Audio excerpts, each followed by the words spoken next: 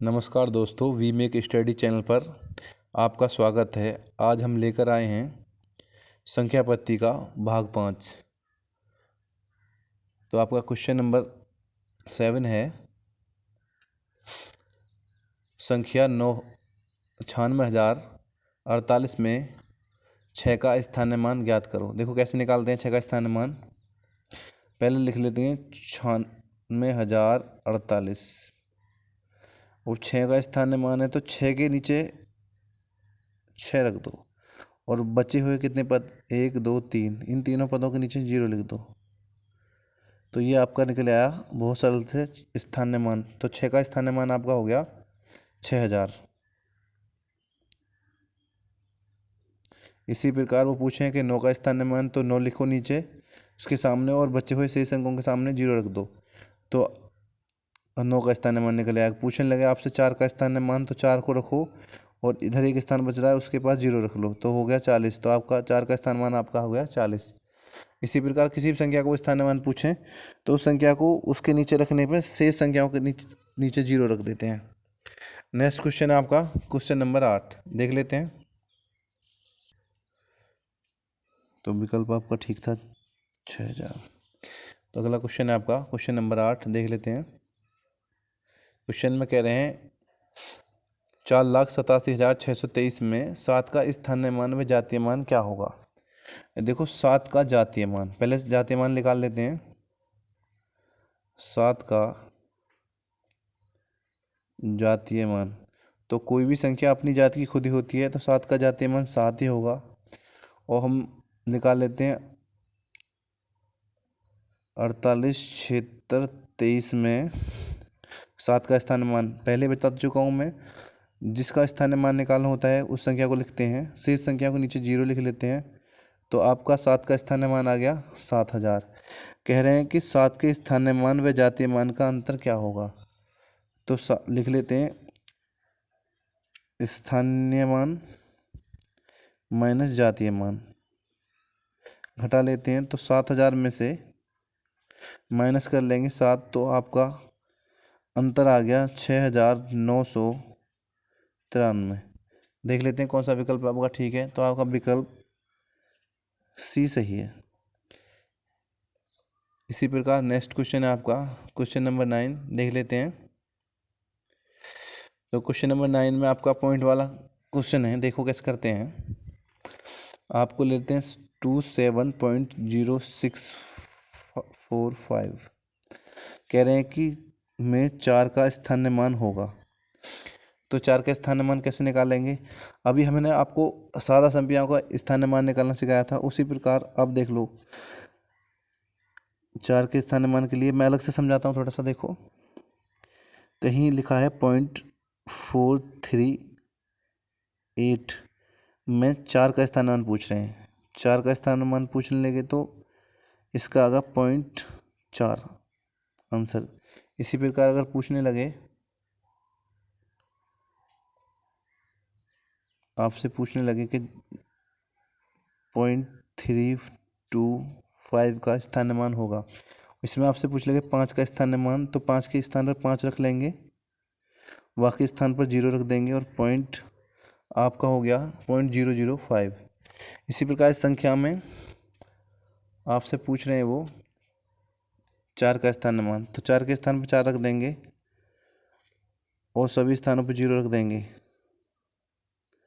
0.0। तो आपका आ गया स्थानीय मान 0.004। तो आपका आंसर होगा, देख लेते हैं, आपका आंसर डी सही है। अब नेक्स्ट क्वेश्चन नंबर 10 देख लेते हैं। क्वेश्चन नंबर 10 में कह रहे हैं यदि 459 गुणा 46 गुणा 80 स्टार गुणा 484 का इकाई अंक 2 हो तो स्टार के स्थान पर अंक क्या होगा। देखो कैसे करते हैं भाई। इसका इकाई अंक 459 का 9 हो गया, 46 का 6 और इसका इकाई अंक स्टार है और इसका 4 हो गया। तो इकाई अंक होना चाहिए 2, तो लिख लेते हैं 9। इकाई अंक ले लेते हैं 6 गुणा स्टार और उसके बाद है आपका 4 और बराबर ये 2 के होना चाहिए, इकाई अंक 2 होना चाहिए। तो 9 छिक्का 54 हो गया, गुणा स्टार की स्टार रख लेंगे, गुणा 4। अब इस इकाई अंक की इसमें गुणा कर लेते हैं, तो 4 चौक 16 हो गया, गुणा फिर इसके बाद स्टार, तो इसका इकाई अंक 6 हो गया, तो 6 गुणा स्टार। अब स्टार के स्थान पर क्या रखें कि इकाई अंक 2 हो जाए। तो अगर हम यहाँ स्टार के स्थान पर 2 लेते हैं तो आपका आएगा 6 गुणा 2 रखने पे 12, तो इकाई का अंक 2 हो गया। या हम लेते हैं 6 गुणा 7, तो आपका हो गया 42, तो भी इकाई का अंक 2 आएगा। क्योंकि विकल्प में देखो 2 दे नहीं रखा है, 7 दे रखा है, तो इसलिए इकाई का अंक इन्होंने स्टार के स्थान पर 7 लिया है। तो आपका आंसर हो जाएगा सी। सी की वैल्यू देखिए 7, तो आपका 7 आंसर होगा। तो आपका इकाई का अंक स्टार के स्थान पर 7 आएगा। नेक्स्ट क्वेश्चन देख लेते हैं। नेक्स्ट क्वेश्चन है क्वेश्चन नंबर 11।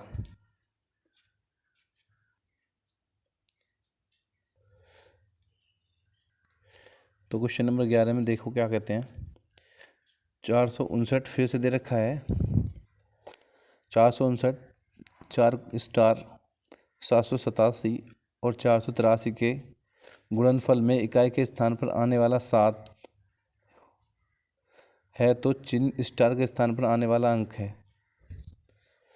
तो इकाई का अंक ले लेंगे, इसका इकाई का अंक हो गया 9, इसका स्टार हो गया 787 में 7 हो गया और 483 में 3 हो गया, तो आपका 9 गुणा स्टार गुणा आपका 7 आ गया गुणा 3, तो आपका इकाई का अंक कितना आना है, 7 आना है।